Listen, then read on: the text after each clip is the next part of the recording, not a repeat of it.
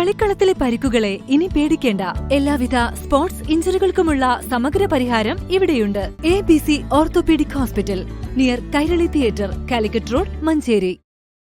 പൂക്കോട്ടൂർ അറവങ്കരയിൽ തമിഴ്നാട് സ്വദേശിയെ തട്ടിക്കൊണ്ടുപോയി 19.5 ലക്ഷം രൂപ കവർന്ന കേസിൽ 3 പേർ കൂടി അറസ്റ്റിൽ.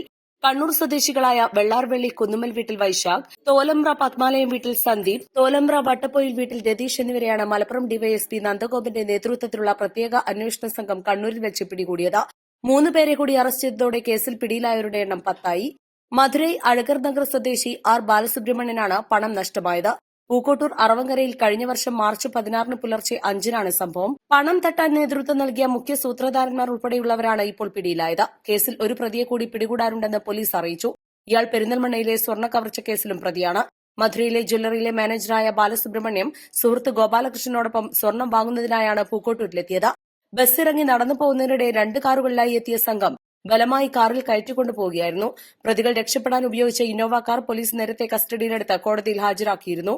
ജില്ലാ പോലീസ് മേധാവി ആർ വിശ്വനാഥിന്റെ നിർദ്ദേശപ്രകാരം മലപ്പുറം ഡിവൈഎസ്പി നന്ദഗോപന്റെ നേതൃത്വത്തിൽ Manjeri police inspector Manoj Paretta, SI KR Justin, ASI Aneesh Chacko, Riyas എന്നിവരടങ്ങിയ സംഘമാണ് പ്രതികളെ പിടികൂടി കേസന്വേഷണം നടത്തുന്നത്. East Live, Manjeri.